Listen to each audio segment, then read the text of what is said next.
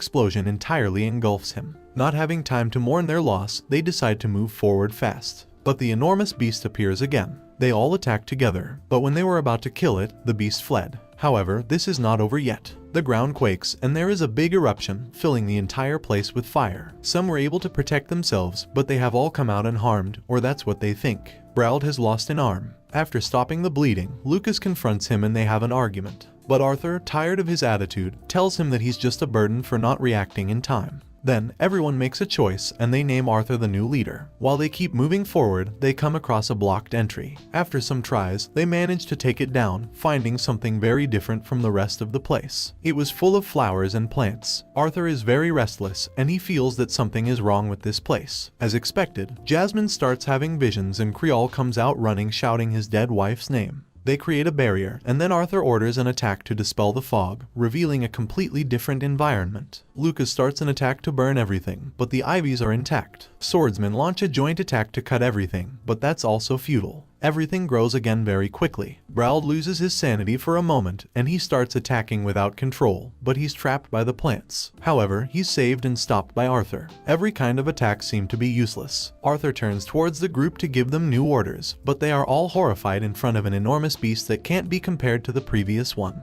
They are all in shock. The beast in front of them is an ancestral guardian, a Class S mana beast. It has Creole inside itself. That makes Reginald lose control and, fashioning a rock armor for himself, he dashes into a suicide attack, managing to cut off one arm from the beast. But instead of improving, everything becomes worse. The beast starts attacking everyone. Reginald is captured, and when they're trying to take stock and escape, Arthur receives a direct attack from Lucas, who is willing to do whatever it takes to save himself. Jasmine goes to help him, but she also receives an attack. His plan is to make the beast attack them to be able to escape, and he accomplishes his goal. The beast is about to attack Elijah, but he's saved by Brauld, who again, in a fit of madness and fear, dashes on his own to attack the enormous being. Any damage that he inflicts on it is healed in an instant. Now the beast is even more furious. Arthur asks if it may be a good idea to use his secret weapon, but in his current state, that could cause him to die. With no other options, he decides to enter the second beast tamer phase. Some yellow marks appear throughout his body and his hair turns white. With a strength that intimidates the beast itself, Arthur starts to attack it.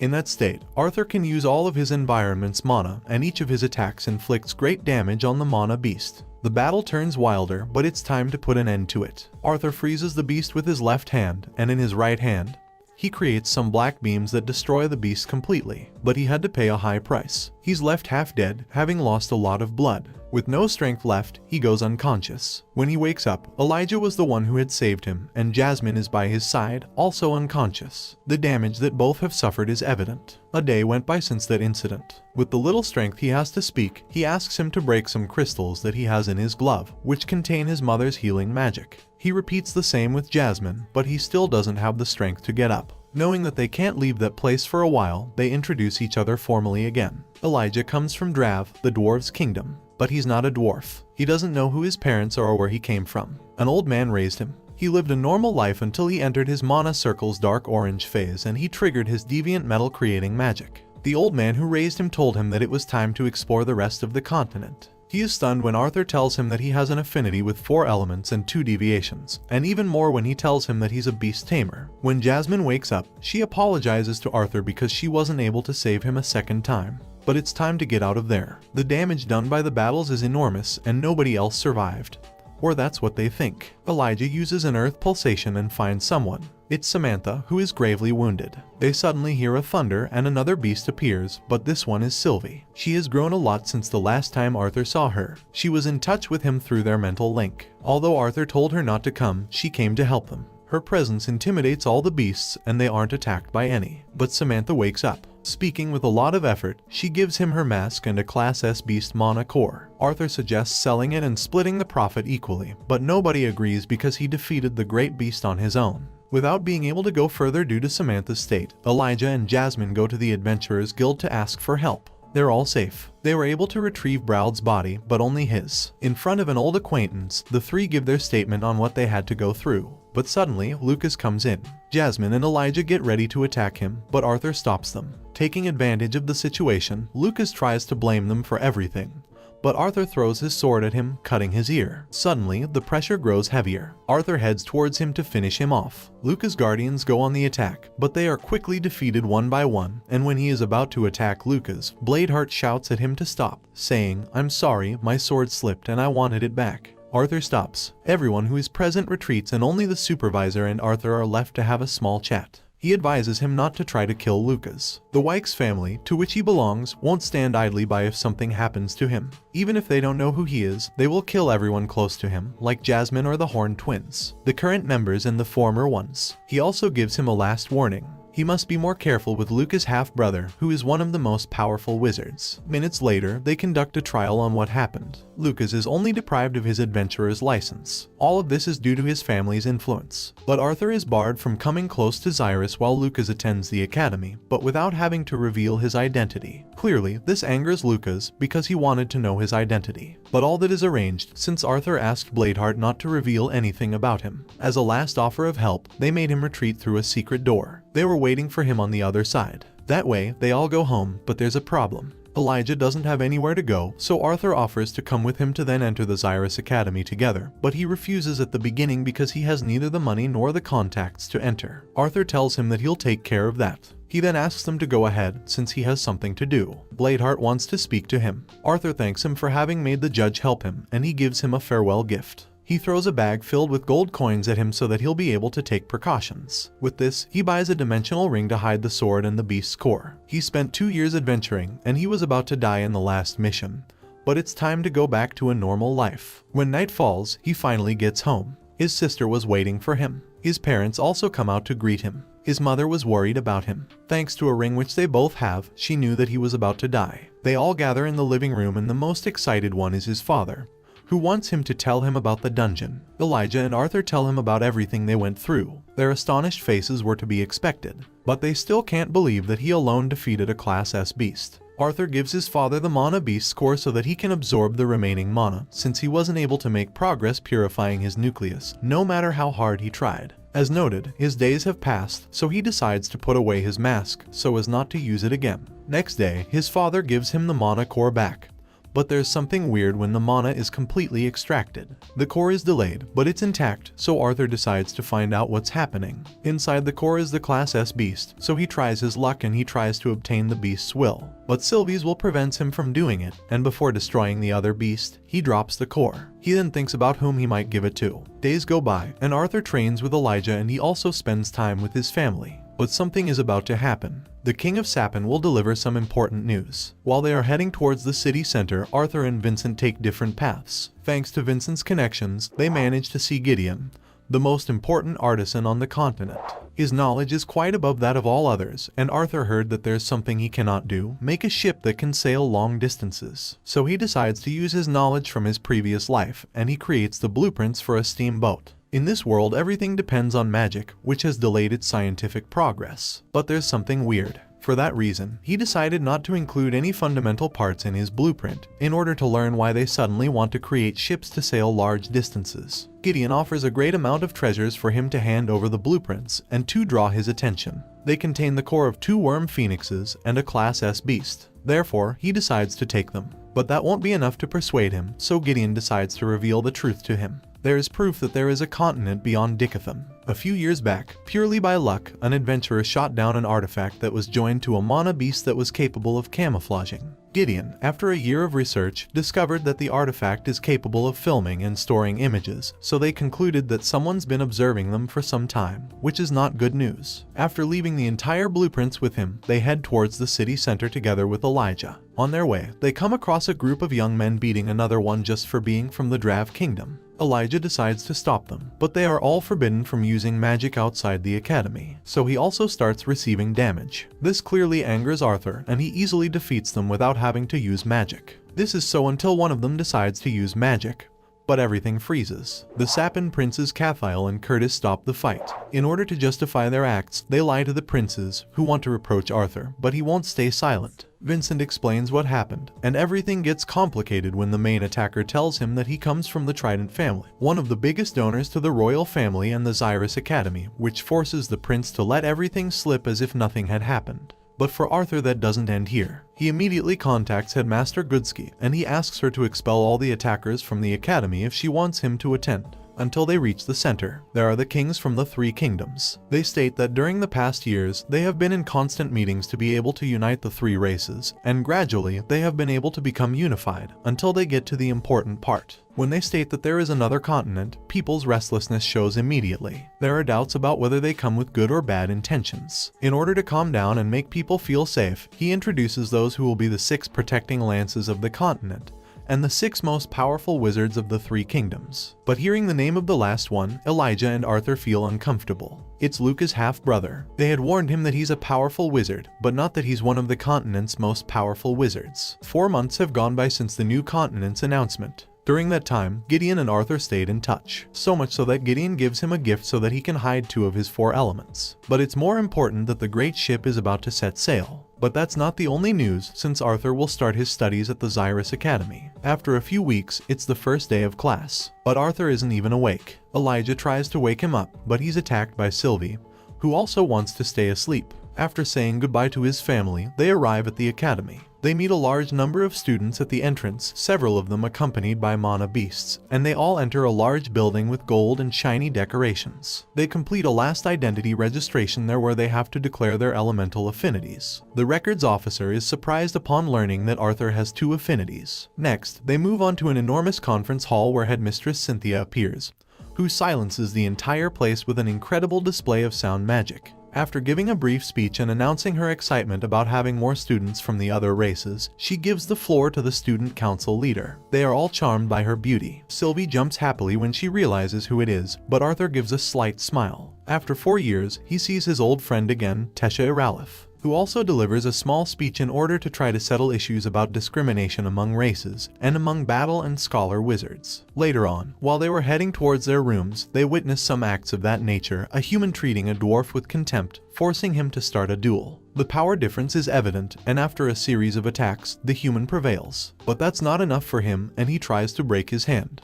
Elijah tries to help, but Arthur gets ahead, saying mockingly that the council president is coming this way, something which the other student takes badly. Arthur's plan was to enter the academy without drawing attention to himself, but Sylvie doesn't help with that, since she spits on the student, who prepares to attack. But the situation is brought to a halt by Tesha's arrival. Lilia also was there, and she's also a council member. However, the situation didn't completely calm down, so Tesha is forced to rebuke the student, emphasizing that he could be expelled. But she also rebukes Arthur for causing problems on his first day. However, he doesn't take it well, so he decides to leave. At that moment, Clive, another council member not happy with Arthur's attitude toward Tesha, decides to rebuke him, but he's immediately dismissed. Later that night, while he was in his room, they receive a visit by Headmistress Cynthia. Upon noticing this, Elijah decides to leave so they can talk in private. The first thing that she notices about Arthur is that he's hiding 2 of his elements. He explains why. Lucas Wykes is also attending the academy, and he doesn't want to raise any suspicions in him about his identity. But he also uses the opportunity to ask her a few things, among them asking for access to classes for advanced wizards with deviations. But they're interrupted by Elijah, who reproaches Arthur for the way he's talking to Goodsky. It was futile, however, since she tells him that she was plotting something.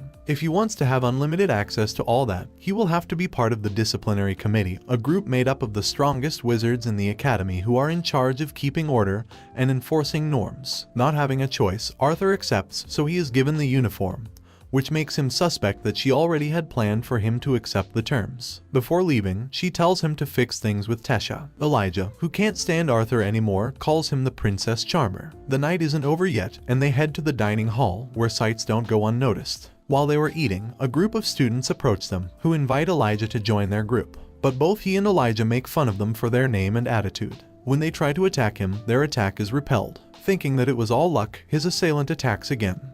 But he's tied up by a deviant magic user's binds, and only Arthur knows who it was. Without having to touch a single hair of his, he humiliates the student pulling by his trousers down in front of everyone, and he decides to go out for a bit. There, he finds Tesha, who thanks him for helping her. But they then have an awkward silence. Not knowing what else to say, he apologizes for what happened during the day, but she apologizes too. Doing this, she strikes him accidentally and she leans on his shoulder. After talking about what happened, Elijah shows up, who looks at him weirdly, so he asks Tesha to go on a walk with him. On the way, he tells her about everything that he lived as an adventurer those past 2 years, and also about the incident with Lucas. On her part, she is jealous about Jasmine, who was with him that time, and she notes that everything in him has changed. He then gives her the core of the Class S beast that he beat, so that she can be a beast tamer, and they say goodbye. Next morning, he heads to the hall in his new uniform to meet the other discipline committee members. Opening the door, an enormous lion roars in front of him. But Arthur doesn't even flinch. Behind the beast was Kai Cresleys, a 4th year who looks curiously at Arthur. His plan was to frighten him with the World Lion's help. They greet each other. Next to them is Doradria, a 1st year. They are both on the discipline committee. Wasting no more time, they head to the room where the other members are. Going inside, there is someone familiar, Prince Curtis, whom Arthur already imagined would be the last member. Arthur thinks and he concludes that the lion they have there is the beast which the king bought some years back at the auction where they first met. Going down the stairs comes Princess Kathleen, who greets him with a subtle smile. On the other side comes another acquaintance, Faerith, the elf that he met while he was at Elenwar. Arthur mocks him for a while, reminding him of the small fight they had years ago. Suddenly, the last 2 members appear, Claire Bladeheart and Theo. The latter decides to test his strength, and he offers to shake his hand. At that instant, he uses gravitational magic to pull him to the ground. Or at least that was his intention, for Arthur is still standing, which leaves everyone stunned. And leaving everything to the side, they exit towards the conference hall, where they are introduced as official members of the discipline committee. Later, that same morning, Arthur has his first class, nothing that he hasn't studied before, the difference between augmenting wizards and conjurers, although the entire class was debate-centered. He then heads towards his next class. The room looks like a small coliseum, and while he was lost in his thoughts, to his side Kathleen asks for permission to sit next to him, although there are many available seats. But she's not the only one. Faerith also sits next to him. At that moment, the professor in charge of the class comes in. Curiously, this is someone that Arthur also knows. The professor also recognizes him and decides to humiliate him with the excuse of testing the disciplinary committee members. While Arthur thinks that only an idiot would bite that bait, Faye raises his hand and he volunteers. In front of the teacher, he triggers a shield that surrounds both of them to prevent others from taking damage, and they begin. Faye triggers a flooding domain, a spell that gives him an advantage, and in that way, he casts spells with greater ease. So he decides to build up all his power and shoot an enormous water serpent. But the teacher is not just talk, and he summons a blue fireball that evaporates the water spell and harms Faye's leg, forcing him to give up. He then looks directly at Arthur. The next one to volunteer is Kathleen. She triggers some ice spears, and the professor evaporates them. After a second attack, she breaks the ice spears to make smaller projectiles. But at that moment, he shoots a firestorm over the princess. She made another attack and forgot her defense, which forces Arthur to intervene. He rebukes the professor for playing games, and he decides to take Kathleen's spot. He makes the professor do this under his terms, which makes him even angrier. After saying that he will go calmly after him, he launches into the attack full strength. Arthur notices this. After a series of attacks, he merely augments his body to dodge all the attacks, and the demonstration becomes a battle between them. The professor intensifies his attacks, but Arthur doesn't flinch, and he decides to put an end to this in front of the students' astonished looks. The power differential is evident. After cornering him, he ends the battle with a storm of wind shockwaves. After everything has ended, there is only one thing that bothers him. He knows that it took him too long to defeat someone who was only using wind magic. His next class is that of Spell Fundamentals, where he meets Emily, a shy girl. But he soon discovers that it's she who invented the projection artifacts that were used to announce the new continent's discovery to all corners of the 3 kingdoms. He also learns that his confrontation with his teacher is already news in the entire academy. When the door raps, he realizes who his teacher in that class is. It's Gideon, who pretends that Arthur wouldn't be in his class. He spends the rest of the class boasting about all his inventions until a strange beast enters and lands on Arthur's shoulder. There, Gideon says that he must go see the headmistress. On the way, he comes across Kathleen, but she ignores him. Upon entering, he meets Goodsky, who has a serious look. She invites him to take a seat. Arthur tries to explain to her what happened with the professor, but she says that she doesn't care, and she asks him if he wants to become the temporary teacher of that class. Arthur thinks that it's a joke, but he quickly thinks that Kathleen has something to do with it. Goodsky makes a joke about that, saying that she doesn't want him to steal both princesses' hearts and start a civil war. But Kathleen was the one who suggested that. Arthur says that he hasn't even finished his first day of class, and asks about what parents will think. Goodsky replies that it's her school, her rules. So after thinking about it, Arthur accepts and he leaves. While he's leaving, Goodsky and her Link observe him. The latter tells her that Sylvie's true identity is that of a dragon.